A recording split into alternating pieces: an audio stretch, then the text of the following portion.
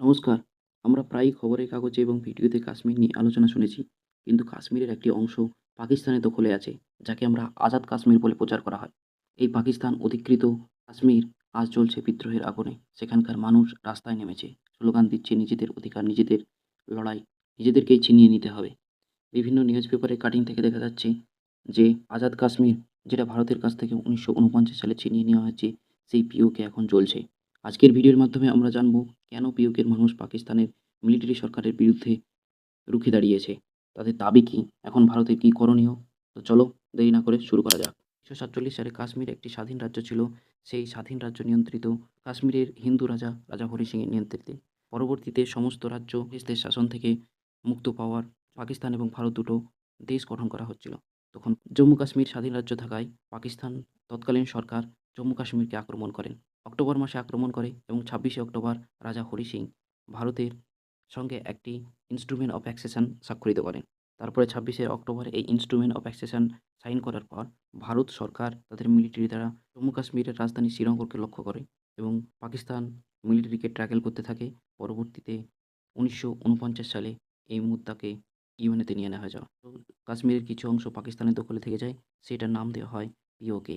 আর যে রেখা অনুযায়ী পাকিস্তান দখল করেছিল সেটা সেই রেখায় থেকে যায়, সেটাকে বলা হয় লাইন অফ কন্ট্রোল। ১৯৪৯ সালের ১লা জানুয়ারি পাকিস্তান অধিকৃত যে কাশ্মীর আছে, পিওকে আছে, সেখানে দুটো ডিভিশনে বিভক্ত হয়। একটা হচ্ছে আজাদ কাশ্মীর, যেখানে মুজাফফরাবাদ, মিরপুর জেলা নিয়ে গঠিত, এবং একটা তৈরি করা হয় গিলগিট বাল্টিস্তান। এই আজাদ কাশ্মীর এবং গিলগিট বাল্টিস্তানের যে পিওকে, যেটা ভারতেরই অংশ, পাকিস্তান দ্বারা অধিকৃত হয়েছে, সেই অংশ শুরু হয়েছে বিদ্রোহ। এই বিদ্রোহের মূল কারণ হলো ১৯৪৯ সালে যখন সেখানে একটা করাচি চুক্তি স্বাক্ষরিত করা হয়েছিল। সেই করাচি চুক্তি অনুযায়ী এই রাজ্যের ওপর স্থানীয় কোনো শাসক থাকবে না। এই যে রাজ্যের যে শাসন ব্যবস্থা, সেটা নিয়ন্ত্রিত হবে পাকিস্তানের ফেডারেল সরকার দ্বারা।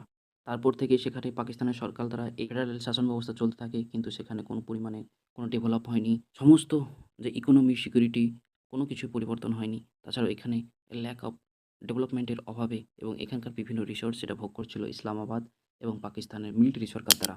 এই ৭০ বছর ধরে ১৯৪৯-এর পর প্রায় ৭০ বছরের ক্ষোভের পরে আওয়ামী অ্যাকশন লীগ কমিটির একটি সামাজিক জোটের নেতৃত্বে এই সমস্ত লোক শাটার ডাউন এবং চাক্কা জাম ধর্মঘটের ডাক দেন, এবং সেখানে হেভি প্রোটেস্ট দেখতে পাওয়া যায়। এই প্রোটেস্টের মাধ্যমে সেখানে হেভি সিকিউরিটি ডিপ্লয় করা হয়ে থাকে। ইন্টারনেট ব্যবস্থা ব্ল্যাক আউট করে দেওয়া হয়, কাট আউট করে দেওয়া হয়। ফুটেজ নিয়ন্ত্রণ করার জন্য পুলিশ এবং মিলিটারি শাসক গুলি করেন। এই পুলিশের গুলিতে ২ জন মৃত্যু হয়, ২২-এর বেশি পিওকের অধিবাসী আহত হয়।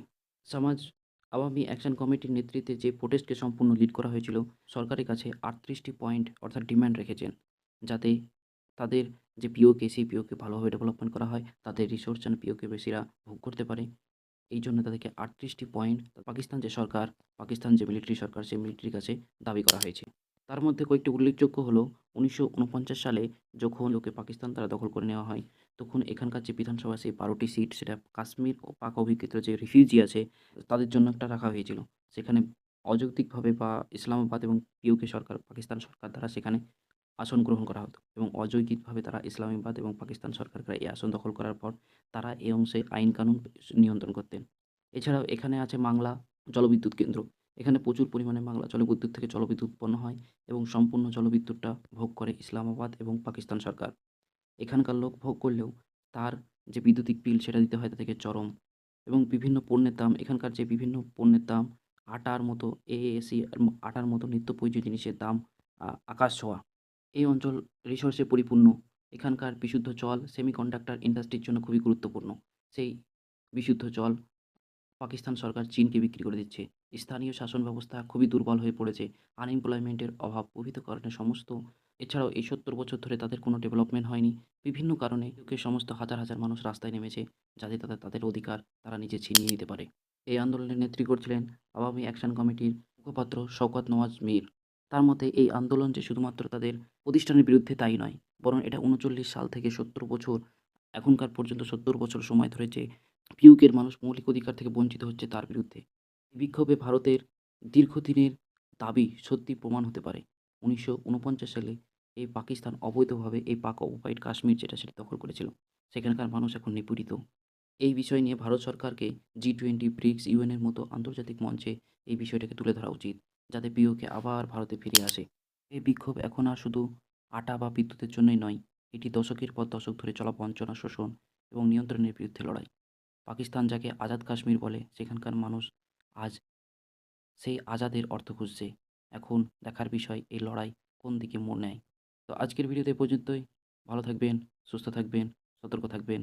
এরকম ন্যাশনাল, ইন্টারন্যাশনাল বিভিন্ন খবর পেতে আমাদের সঙ্গে যুক্ত থাকবেন।